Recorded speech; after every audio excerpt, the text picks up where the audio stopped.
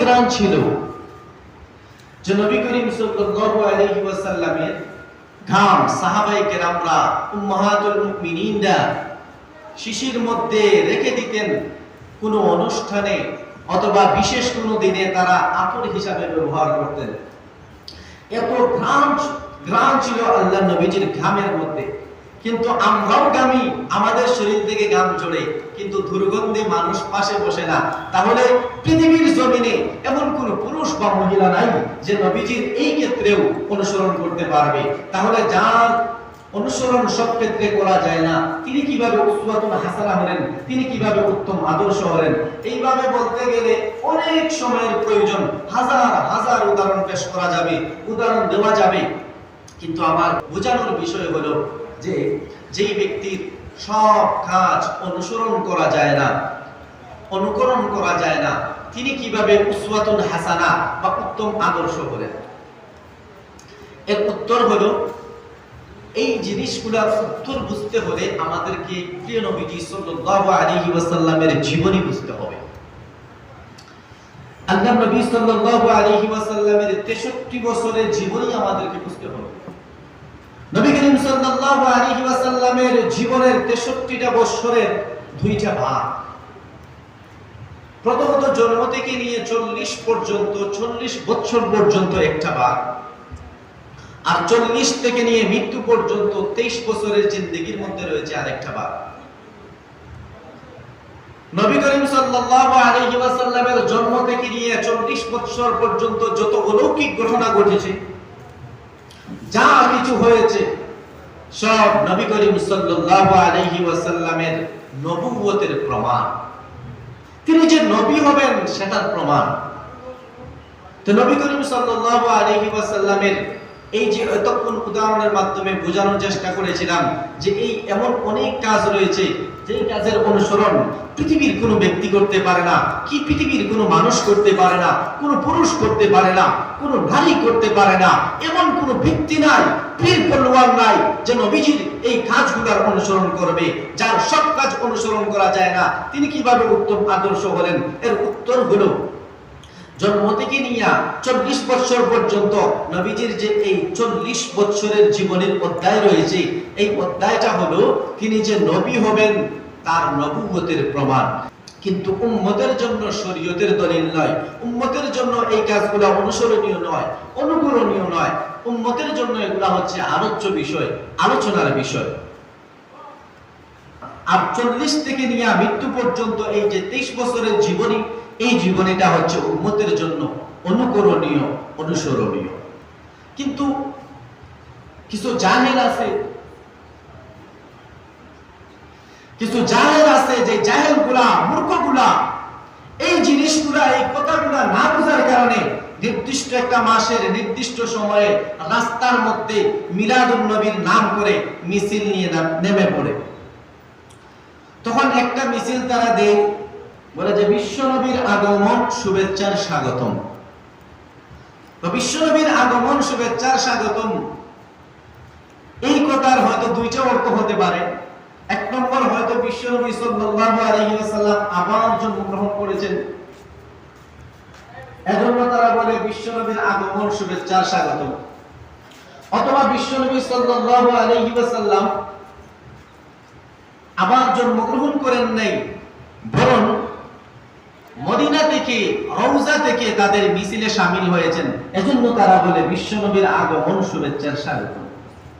তো যদি প্রথম অর্থ আমরা ধরে নেই যে বিশ্বনবীর আগমন, এই অর্থ যদি আমরা ধরি যে বিশ্বনবী আবার জন্মগ্রহণ করেছেন, তাহলে ওই জাহেলদেরকে বলতে হবে যে বিশ্বনবী কোথায় জন্মগ্রহণ করেছেন, কার ঘরে জন্মগ্রহণ করেছেন, এবং সে জানলো কিভাবে, কোরআনের কোন আয়াত তার উপর নাযিল হয়েছে, এবং কোন হাদিসে নবীজি বলেছেন আবার জন্মগ্রহণ করবেন।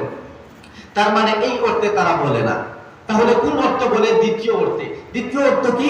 যে বিশ্বনবীর আগমন শুভেচ্ছার স্বাগতম, মানে বিশ্বনবী মদিনা শরীফ থেকে, রওজা থেকে আমাদের মাঝে উপস্থিত হয়েছেন, আমাদের মিছিলে অংশগ্রহণ করেছেন। যদি তাদের এটা অর্থ হয়, তাহলে ওরা হাদিস বিরোধী, কোরআন বিরোধী। কিভাবে হাদিস বিরোধী?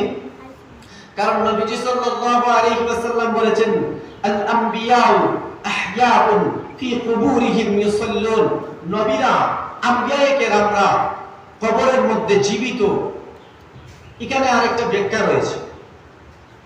অনেকে মনে করে যে নবী করিম সাল্লাল্লাহু আলাইহি ওয়াসাল্লাম মনে হয় একবারে মৃত্যুবরণ করেন নাই,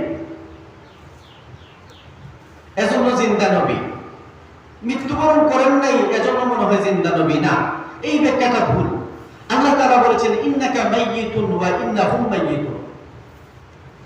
এখানে পরিষ্কার কোরআনের মধ্যে আল্লাহ জানিয়ে দিয়েছেন নবী আপনিও মরণশীল এবং তারাও মরণশীল, মানে পৃথিবীর মধ্যে যা আছে সবাই মরণশীল। আল্লাহ বলেন কুল্লু মান আলাইহা ফান, সবকিছু ধ্বংসশীল। ইন্নাকা মাইয়িতুন ওয়া ইন্নাহুম মাইয়িতুন, আপনিও মরণশীল তারাও মরণশীল। তার মানে নবী করিম সাল্লাল্লাহু আলাইহি ওয়াসাল্লাম ইন্তেকাল করেছেন, ইন্তেকালের পরে কবরে যাওয়ার পরে আল্লাহ তাআলা জীবিত করে দিয়েছেন। তো যারা এই সমস্ত কথা বলে যে নবীজি একবারে মৃত্যুবরণ করেন নাই, এই সমস্ত জাহেলরা হচ্ছে কুরআন বিরোধী। আর আমাদের সমাজের কিছু বেদাত আছে, বেদাতীরা আছে, ওরা হচ্ছে হাদিস বিরোধী। তারা বলে যে বিশ্বনবীর আগমন শুভেচ্ছার স্বাগতম, তার মানে বিশ্বনবী তাদের মিছিলে নাকি অংশগ্রহণ করেছেন, রওজা থেকে এসেছে।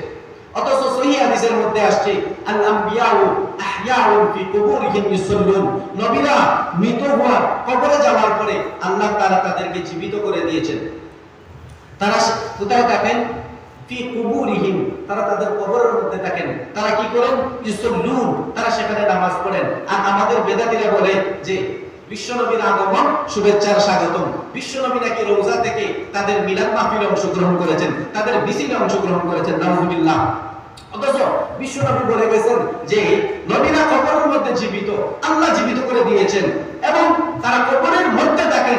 আর এই সমস্ত জাহেলরা বলে যে তারা রাস্তার মধ্যে নাকি নবীজি তাদের মিছিলে অংশগ্রহণ করেছেন। ওই সমস্ত জাহেলরা হচ্ছে কুরআন বিরোধী, হাদিস বিরোধী। ওরা আর যাই হোক আহলে সুন্নাহ ওয়াল জামাতের আকীদার অন্তর্ভুক্ত হতে পারে না। আরো কিছু বেদাতি আছে যারা ঘূর্ণভাবে বিভিন্ন ধরনের মিলাদের আয়োজন করে, এই নির্দিষ্ট একটা মাসের নির্দিষ্ট সময় মিলাদ মাহফিলের আয়োজন করে। তারা বলে বিশ্বনবী নাকি তাদের মিলাদ মাহফিলে আগমন করেছেন, এজন্য তারা লাফ দিয়ে দাঁড়িয়ে যায় এবং বিশ্বনবীকে সালাম দেয়। তো ভাই মিলাদ তুমি পড়বা, দাঁড়াইয়া পড়ো না, বসে পড়ো না, ঘুমাইয়া পড়বা না, গাড়িতে বইয়া পড়বা, এটা তোমার ইচ্ছা, তোমার ব্যক্তিগত বিষয়।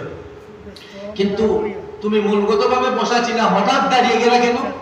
যদি তাদেরকে প্রশ্ন করা হয় হঠাৎ দাঁড়িয়ে গেলা কেন, তখন তারা উত্তর দেয় যে হঠাৎ দাঁড়ানোর কারণ হলো বিশ্বনবী আগমন করেছেন।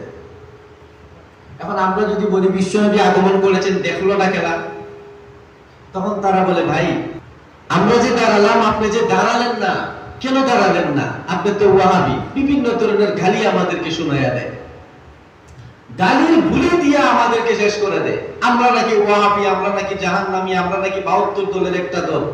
তারা তখন আমাদেরকে আবার পাল্টা জবাব দেয় যে আপনার উস্তাদ আসলে আপনি কি দাঁড়াবেন না? আপনার পীর আসলে আপনি কি দাঁড়াবেন না? আপনার বড় ভাই আসলে আপনি কি দাঁড়াবেন না? আপনার আব্বা আসলে আপনি কি দাঁড়াবেন না? আপনার শ্বশুর আসলে আপনি কি দাঁড়াবেন না? এইভাবে বিভিন্ন যুক্তি আমাদেরকে দেয়। আরে গাদার ধন, আমার শ্বশুর যদি আসে, আমার উস্তাদ যদি আসে, আমার পীর যদি আসে, আমার শায়েখ যদি আসে, আমি একবার নয় 100 বার দাঁড়াবো। কিন্তু তারা আসলে না আসলে, আসলে আমি দাঁড়াবো, আসার পরেও দেখলে না দেখলে, দেখার পরে আমি দাঁড়াবো। তারা যদি আসে আর আমি যদি দেখি তাহলে দাঁড়াবো। তারা আসলো কিন্তু আমি দেখলাম না, কিন্তু আমি দাঁড়াবো না। তোরা বলো বিশ্বনবী এসেছেন, দেখলো না খেলায়, আর যদি দেখিয়ে দেখে তাহলে প্রমাণ পেশ কর। জীবনে কিয়ামত পর্যন্ত কোনো ব্যক্তি প্রমাণ পেশ করতে পারবে না। প্রমাণ তো দূর কি বাদ, বানিয়েও যে একটা যুক্তি পেশ করবে এমন কোন সহি যুক্তিও পেশ করতে পারে না। সব বেখাপ্পা যুক্তি দিয়া আমাদের সামনে তারা উপস্থাপনা করে। অথচ তারা যদি মেনেই নেই যে নবীজি আসছেন, ঠিক আছে তোরা দাঁড়াইছস, কিন্তু আমাদেরকে যে বললে শ্বশুর আসলে দাঁড়ানো লাগবে কিনা, পীর আসলে দাঁড়ানো লাগবে কিনা, মুর্শিদ আসলে দাঁড়ানো লাগবে কিনা, হ্যাঁ আমরা দাঁড়াই। কিন্তু এই জায়গায় বিশ্বনবী সাল্লাল্লাহু আলাইহি ওয়াসাল্লামকে তারা মর্যাদায় টানতে টানতে, মর্যাদা দিতে দিতে আমার শ্বশুরের সমান বানায়া দিল, আমার পিতার সমান বানায়া দিল, আমার উস্তাদের সমান বানায়া দিল। যে উস্তাদ আসলে আমি দাঁড়াই, তো নবীজি আসলে দাঁড়াইতে হইব। পীর আসলে আমি দাঁড়াই, তাহলে নবীজি আইয়া দাঁড়াইতে হইব। নবীজি আসলেও দাঁড়াতে হবে। আমার মুর্শিদ আসলে আমি দাঁড়াই, তাহলে নবীজি আসলে দাঁড়াতে হবে। কারণ নবীর মর্যাদাকে সম্মান দেওয়ার নাম করে নবীজিকে আমার শ্বশুরের সমান বানিয়ে দিল, আমার পীরের সমান বানিয়ে দিল, আমার পিতার সমান বানিয়ে দিল। অথচ বিশ্বনবীর মর্যাদা পৃথিবীর শ্রেষ্ঠ মর্যাদা, আর এই মর্যাদা দিয়েছেন স্বয়ং আল্লাহ রাব্বুল আলামিন। ওই সমস্ত জাহেলদেরকে আমরা বলতে চাই, আমার নবী হচ্ছেন ইমামুল মুরসালিন, নবীগণের ইমাম। আমার নবী পৃথিবীর শ্রেষ্ঠ মর্যাদার অধিকারী। আল্লাহর পরে যার সবচেয়ে বেশি মর্যাদা রয়েছে তিনি হচ্ছেন বিশ্বনবী মুহাম্মদ আরবি সাল্লাল্লাহু আলাইহি ওয়াসাল্লাম। আমার নবীর মর্যাদা আমার পিতার মর্যাদার সমান না, আমার নবীর মর্যাদা আমার শ্বশুরের মর্যাদার সমান না, আমার নবীর মর্যাদা আমার উস্তাদের মর্যাদার সমান না, আমার নবীর মর্যাদা আমার পীরের মর্যাদার সমান না, আমার নবীর মর্যাদা আমার শায়েখের মর্যাদার সমান না। আমার নবীর মর্যাদা হচ্ছে পৃথিবীর শ্রেষ্ঠ মর্যাদা।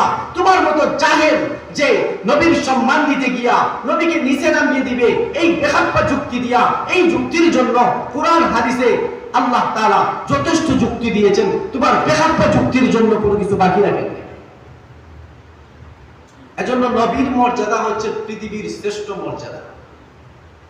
আল্লাহর পরে যার মর্যাদা সবচাইতে বেশি তিনি হচ্ছেন আমাদের নবী মুহাম্মদ আরবি সাল্লাল্লাহু আলাইহি ওয়াসাল্লাম।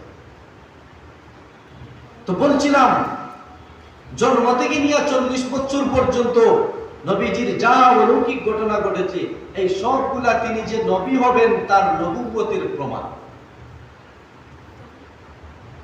এটা উম্মতের জন্য অনুসরণীয় নয়, অনুকরণীয় নয়। কোন উম্মত এগুলা চাইলেও অনুসরণ করতে পারবে না, অনুকরণ করতে পারবে না। আর পারবে না হিসাবে আমি অনেক উদাহরণ পেশ করেছি। পারাটা সম্ভব না। এমন কিছু কাজ আছে কোন উম্মত অনুসরণ করতে পারবে না। এই কাজগুলা হচ্ছে তিনি যে নবী হবেন তার নবুয়তের প্রমাণ, উম্মতের জন্য অনুসরণীয় নয়। এজন্য 40 বছর পর্যন্ত এখানে মিলাদ রয়েছে, আরো বিভিন্ন বিষয় রয়েছে। এই বিষয়গুলো আলোচ্য বিষয় আমাদের জন্য, এগুলো আলোচনার বিষয়, পালন করার বিষয় নয়, মানার কোনো বিষয় নাই। সুতরাং যেই সমস্ত জাহেলরা এই বিষয়গুলো বুঝে না, নবীজির জীবনী জানে না, বুঝে না, তারা এই সমস্ত বেদাতের মধ্যে জড়িয়ে পড়েছে। ওই সমস্ত ভাইদেরকে আল্লাহ তাআলা দ্বীনি বুঝ দান করুন। এবার আসেন প্রিয় নবী সাল্লাল্লাহু আলাইহি ওয়াসাল্লামের 40 থেকে নিয়ে 40 বছর বয়স থেকে নিয়ে মৃত্যু পর্যন্ত যে আরেকটা ধাপ রয়েছে, এই 23 বছরের জীবনীটা হচ্ছে উম্মতের জন্য অনুসরণীয়, অনুকরণীয়। 40 থেকে নিয়ে মৃত্যু পর্যন্ত নবীজি যা করেছেন, যা বলেছেন, যা সমর্থন করেছেন, সব কিছু উম্মত মানতে হবে, উম্মতকে অনুসরণ করতে হবে। এজন্য আল্লাহ তাআলা কোরআনের মধ্যে বলেছেন, লাকাদ কানা লাকুম ফি রাসূলিল্লাহি উসওয়াতুন হাসানাহ, তোমাদের জন্য রাসূলের জীবনীতে রয়েছে উত্তম আদর্শ। এখন জীবনী না বুঝলে উত্তম আদর্শ কোনোদিন বুঝবা না। এখানে জীবনী দ্বারা উদ্দেশ্য হলো 23 বছরের জীবনী, মূল জীবনী। এই মূল জীবনীর মধ্যে নবীজি যা করেছেন, যা বলেছেন, যা সমর্থন করেছেন, এগুলা হচ্ছে উম্মতের জন্য করণীয়, এগুলা হচ্ছে উম্মতের জন্য মানার বিষয়, পালন করার বিষয়। নবী করিম সাল্লাল্লাহু আলাইহি ওয়াসাল্লামের এই যে 23 বছরের জীবনী, এই 23 বছরের জীবনীর মধ্যে আবার দুইটা ভাগ। 13 বছরের একটা অধ্যায় নবী করিম সাল্লাল্লাহু আলাইহি ওয়াসাল্লামের কেটেছে মক্কা মুআজ্জামার মধ্যে, এবং 10 বছরের একটা অধ্যায় নবী করিম সাল্লাল্লাহু আলাইহি ওয়াসাল্লাম পার করেছেন মদিনা মুনাওয়ারার মধ্যে। তো নবী করিম সাল্লাল্লাহু আলাইহি ওয়াসাল্লামের মক্কা থাকাকালীন যে 13 বছর, এই 13 বছরের কয়েকটা মূলনীতি আমি বলি। প্রথম 3 বছর নবী করিম সাল্লাল্লাহু আলাইহি ওয়াসাল্লাম গোপনীয়ভাবে ইসলামের দাওয়াত দিয়েছেন। দ্বিতীয় 2 বছর নবী করিম সাল্লাল্লাহু আলাইহি ওয়াসাল্লাম দাওয়াত প্রকাশ্যে দিয়েছেন। এরপরে 5 বছর, এরপরে 3 বছর। যে প্রথম 3 বছর নবী করিম সাল্লাল্লাহু আলাইহি ওয়াসাল্লাম গোপনীয়ভাবে দাওয়াত দিয়েছেন, তখন কাফেরদের এত অত্যাচার, এত নির্যাতন, নিরীক্ষণ ছিল না। কিন্তু যখন নবী করিম সাল্লাল্লাহু আলাইহি ওয়াসাল্লাম প্রকাশ্যে দাওয়াত দেওয়া শুরু করলেন, 3 বছরের পরে যখন 2 বছর প্রকাশ্যে দাওয়াত শুরু করলেন, এই 2 বছর নবীজিকে কাফেররা, বেঈমানরা, কুফফাররা নবীজিকে শুধু অপবাদ দিয়েছে। পরের 5 বছর নবী করিম সাল্লাল্লাহু আলাইহি ওয়াসাল্লামের উপর কঠোর নির্যাতন এবং অত্যাচার শুরু করে দিয়েছে। এর পরের 3 বছর যখন খাদিজাতুল কুবরা রাদিয়াল্লাহু তাআলা ইন্তেকাল করলেন এবং নবীজির চাচা আবু তালেব ইন্তেকাল করলেন, তখন ছড়াও ভাবে তারা নবীজির উপর জুলুম অত্যাচার শুরু করে দিল। তো এই জায়গা থেকে বুঝার বিষয় হলো, নবীজি ছিলেন দাঈ, নবীজি ছিলেন মুবাল্লিগ। যেমন আল্লাহ বলেছিলেন বাল্লিগ মা উনজিলা ইলাইহি মির রাব্বিক। নবীজি হলেন মুবাল্লিগ, দাঈ। তো নবী করিম সাল্লাল্লাহু আলাইহি ওয়াসাল্লাম তাবলীগ করেছেন, দাওয়াত দিয়েছেন। তো দাওয়াত দেওয়ার ক্ষেত্রে যিনি দাঈ হবেন, এই জায়গা থেকে মূলনীতি হলো, শিক্ষার বিষয় হলো, শিক্ষা নেওয়ার বিষয়টা হলো যে নবীজি দাওয়াত দিয়েছেন, এজন্য নবীজি অপবাদ সহ্য করেছেন। নবীজি দ্বীনের দাওয়াত দিয়েছেন, এজন্য নবীজি জুলুম নির্যাতনের শিকার হয়েছেন। নবীজি দ্বীনের দাওয়াত দিয়েছেন, এজন্য নবীজি বয়কটে পতিত হয়েছেন। নবীজি দ্বীনের দাওয়াত দিয়েছেন, এজন্য নবীজির শরীর থেকে রক্ত ঝরেছে। এবং যারা দাওয়াত কবুল করেছে তারাও নির্যাতনের শিকার হয়েছেন, তাদের শরীর থেকেও রক্ত ঝরেছে। যারা দাঈর সমর্থক ছিলেন, সমর্থন করছে, হ্যাঁ ঠিক আছে, কিন্তু ইসলাম মানছে না, কিন্তু সমর্থন করছে, হ্যাঁ মুহাম্মদ যা করে সব ঠিক আছে, এইভাবে যারা সমর্থন করছে, সাপোর্টার যারা ছিল, তাদেরকেও বিভিন্নভাবে নির্যাতন আর অত্যাচার করা হয়েছে। এই জায়গা থেকে আমাদের বোঝার বিষয় হলো যে নবী করিম সাল্লাল্লাহু আলাইহি ওয়াসাল্লাম দ্বীনের দাওয়াত দিতে গিয়ে এই কষ্ট সহ্য করেছেন। সাহাবায়ে কেরাম দাওয়াত গ্রহণ করার কারণে এই কষ্ট, জুলুম, নির্যাতন সহ্য করেছেন। তা আমরা যেহেতু নবীর ওয়ারিস, নবী বলেছেন ইন্নাল উলামা ওয়ারাসাতুল আম্বিয়া ওয়া ইন্নাল আম্বিয়া লাম ইউওয়ারিসু দিনার ওয়ালা দিরহামা। নবীজি বলেন, আমি আমার উম্মতদেরকে কোনো দিনার দিরহামের ওয়ারিস বানায়া যায় নাই, আমি আমার উম্মতদেরকে ইলমের ওয়ারিস বানিয়ে দিয়েছি, আমার উত্তরাধিকার বানিয়ে দিয়েছি। তো আমরা যদি নবীর ওয়ারিস হই, উত্তরাধিকারী হই, তাহলে নবীর যেই কাজ ছিল আমাদেরও কিন্তু একই কাজ। নবীর কাজ ছিল, নবী ছিলেন মুবাল্লিগ, নবী ছিলেন দাঈ। আমাদেরকেও দাঈ হতে হবে, আমাদেরকেও মুবাল্লিগ হতে হবে, আমাদেরকেও দ্বীন প্রচারক হতে হবে। কিন্তু এই জিনিসটা মাথায় রাখতে হবে যে নবীজি দাওয়াত দিতে গিয়ে কষ্ট সহ্য করেছেন, অপবাদ সহ্য করেছেন, জুলুম সহ্য করেছেন।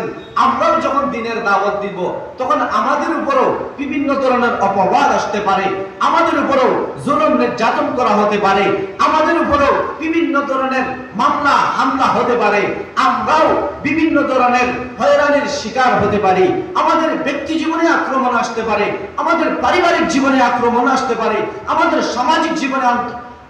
সামাজিক জীবনে নির্যাতন আর অত্যাচার আসতে পারে, আমাদের আন্তর্জাতিক জীবনেও আসতে পারে।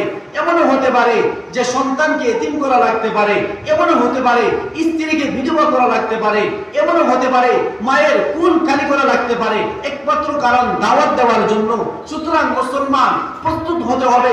তুমি নাইবি নবী, নবীর কাজ ছিল দাওয়াত দেওয়া, নবীর কাজ ছিল দাওয়াত দিয়েছেন, দাওয়াত দেওয়ার কারণে জুলুম এবং অত্যাচারের শিকার হয়েছেন। প্রিয় নবীজির শরীর থেকে যদি রক্ত ঝরতে পারে, ও মুসলমান, ও উলামায়ে কেরাম, তোমাকেও জানতে হবে, তোমাকে বুঝতে হবে, তোমাকে পালন করতে হবে। তুমি নায়েবে নবী, তুমি দাওয়াত দিবা, তোমার শরীর থেকে রক্ত ঝরতে পারে। নবীকে পাগল বলা হয়েছে, সাহির বলা হয়েছে, মাজনুন বলা হয়েছে, কাহিন বলা হয়েছে।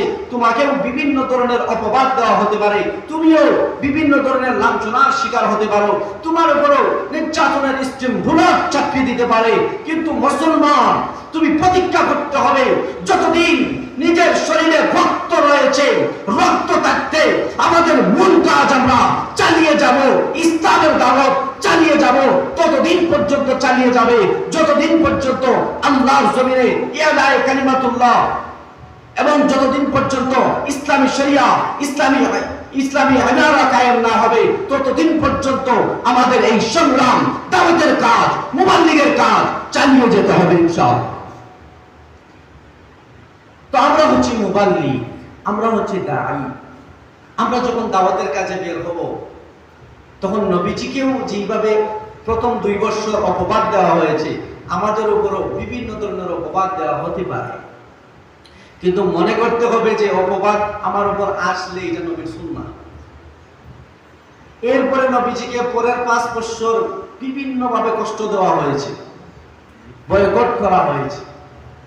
তো আমাদের উপর যদি এইভাবে বয়কট তথা জেলে যাওয়া লাগে, দিনের দাওয়াত দিতে গিয়ে জেলে যাওয়া লাগে, তাহলে জেলে যেতে হবে, মনে করতে হবে এটা নবীগণের সুন্নাহ।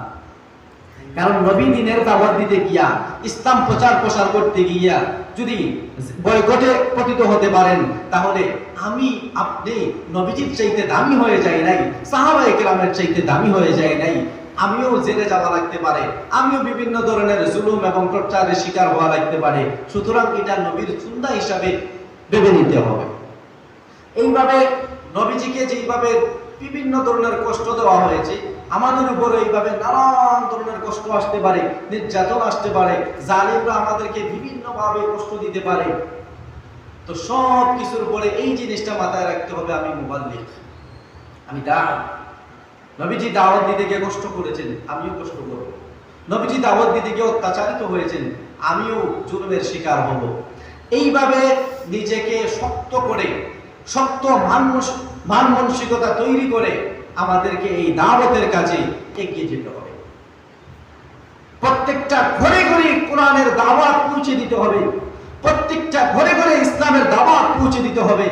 আজকে প্রত্যেকটা করে ঝগড়া, প্রত্যেকটা করে ইসলাম নাই, ইসলামের আলো নাই, ইসলামের নূর নাই, ইসলামের ছায়া নাই, ইসলামের কুব্বত নাই।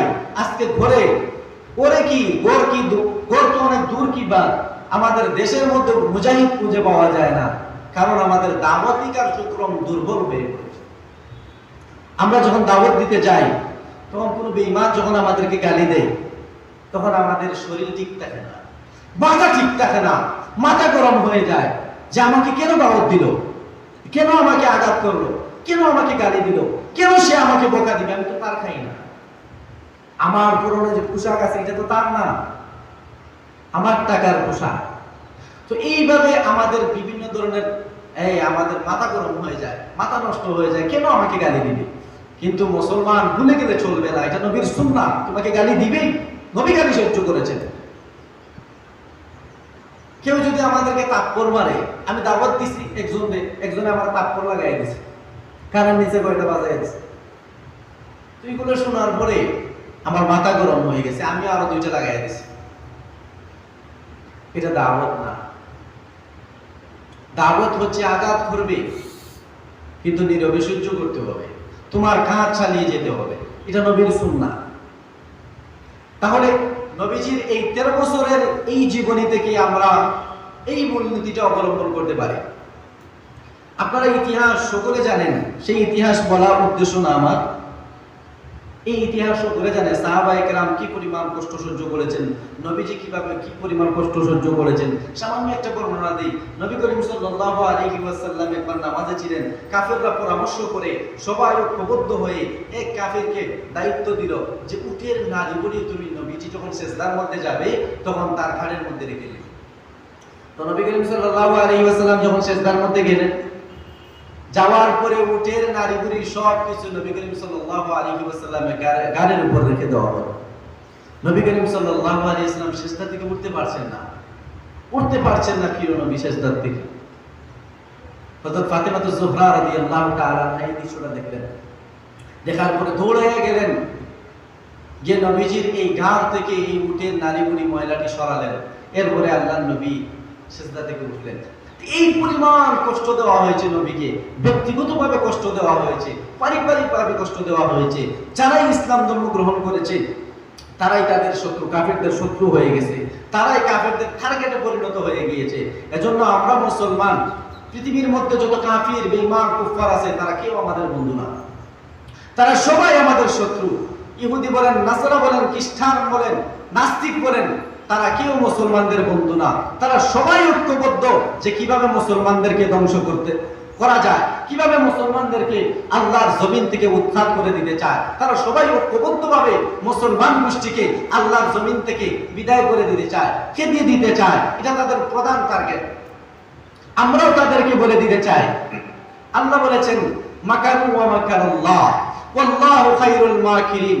কাফেররা একসময় চক্রান্ত করেছিল আর আল্লাহ উত্তম কৌশল অবলম্বন করেছিলেন।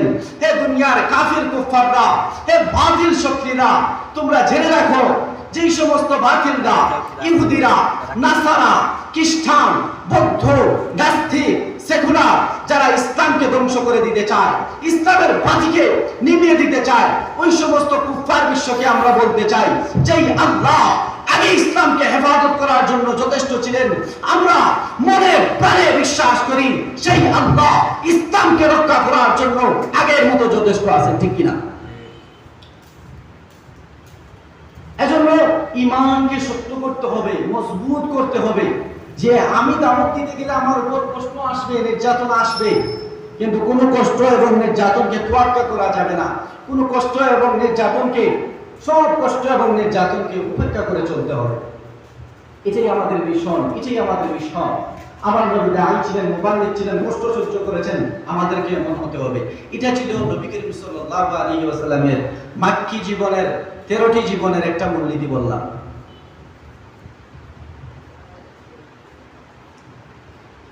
নবী করিম সাল্লাল্লাহু আলাইহি ওয়াসাল্লাম 13 বছর মক্কায় ছিলেন। এই 13 বছরের জীবন কিভাবে পরিচালনা করেছেন সংক্ষিপ্ত বলে একটা মাত্র মূলনীতি বললাম। এবার আসেন, নবী করিম সাল্লাল্লাহু আলাইহি ওয়াসাল্লাম মদিনায় 10 বছর ছিলেন। 10 বছর থেকে আমরা একটা মূলনীতি আজকে শিখব ইনশাআল্লাহ। যখন নবী করিম সাল্লাল্লাহু আলাইহি ওয়াসাল্লাম মক্কায় ছিলেন 10 বছর, তখন সেই ঘটনা আপনারা সকলে জানেন, সকলে পড়েছেন। সেখানে মূল যে বিষয়টা ছিল, মূল যে সাবজেক্টটা ছিল, সেটা হলো আপনি 10 বছরের ইতিহাস পড়বেন, শুধু জিহাদের ইতিহাস পাবেন, শুধু কিতাল ফি সাবিলিল্লাহর ইতিহাস পাবেন। ইসলামী ইমারা কিভাবে কায়েম করতে হয়, মুসলমানদের কুওয়াত কি, মুসলমানদের পাওয়ার কি, সেটা মদিনার জীবনী পড়লে জানা যায়। তো নবী করিম সাল্লাল্লাহু আলাইহি ওয়াসাল্লাম যখন মদিনায় ছিলেন, তখন সবচেয়ে বড় যেই জিনিসটা বাস্তবায়ন হয়েছে এবং এই 10 বছরের জীবনে থেকে আমরা যে মূল জিনিসটা পাই সেটা হলো জিহাদ। আজ আমরা মুসলমান জিহাদের নাম বলি না, বড় করে, অথচ নামাজ যেমন ফরজ, রোজা রাখা যেমন ফরজ, যাকাত দেওয়া যেমন ফরজ, হজ করা যেমন সামর্থ্যবান ব্যক্তিদের উপর ফরজ, ঠিক তেমনি ভাবে আল্লাহর জমিনে জিহাদ করা ফরজ। আজ আমরা মুসলমান, আজ আমরা জিহাদের কথা ভুলে গিয়েছি। অনেকে বলে আগে ঈমান ঠিক করো, এরপরে জিহাদ। আগে ঈমান ঠিক করো, ঈমান ঠিক নাই, জিহাদ কিসের? নামাজ পড়ে না, জিহাদ কিসের? এক ওয়াক্ত বললে 3 ওয়াক্ত পড়ে না, আবার জিহাদের কথা কয়, জিহাদ আবার কি? অথচ এই গাদা দলগুলা যদি বুঝতো যে নামাজ তো ফরজ বিধান, ইসলামের 5টা ভিত্তির মধ্যে নামাজ হচ্ছে একটা ভিত্তি, তো দুর্বল ঈমান লইয়া যদি এই ব্যক্তি ইসলামের মূল ভিত্তির একটা ভিত্তির নামাজ পড়তে পারে, তাহলে এই ব্যক্তি কেন আল্লাহর রাস্তায় জিহাদ করতে পারবে না? লেংড়া ঈমান লইয়া যদি নামাজ পড়তে পারে, ইসলামের 5টা ভিত্তির মধ্যে একটা ভিত্তি নামাজ যদি রাখতে পারে, নামাজ যদি পড়তে পারে, এই দুর্বল ঈমান লইয়া, লেংড়া ঈমান লইয়া, লুলা ঈমান লইয়া যদি নামাজ পড়তে পারে, তাহলে এই লেংড়া ঈমান লইয়া, লুলা ঈমান লইয়া কেন জিহাদের ময়দানে জিহাদ করতে পারবে না? ঈমান তো শক্তি হয় জিহাদের মাধ্যমে, জিহাদ করলে না ঈমান বাড়বে। এজন্য জিহাদ যে ফরজ একটা বিধান, এই জিনিসগুলো আমাদেরকে চিনতে হবে। আল্লাহ নবী করিম সাল্লাল্লাহু আলাইহি ওয়াসাল্লাম জিহাদ পরিচালনা করেছেন। আমাদেরকে এখন নাস্তিকরা একটা ভুল শোনায়া দেয় যে ইসলাম শান্তির ধর্ম, ইসলামে কোনো মারামারি নাই, কোনো কাটাকাটি নাই। আরে বেটা, নবীজির একটা তরবারির নাম ছিল জুলফিকার। এই জুলফিকার, এই তরবারিটা কি নবীজি সুমা দেওয়ার লাগি রাখছে? তার মানে ইসলাম শান্তির ধর্ম।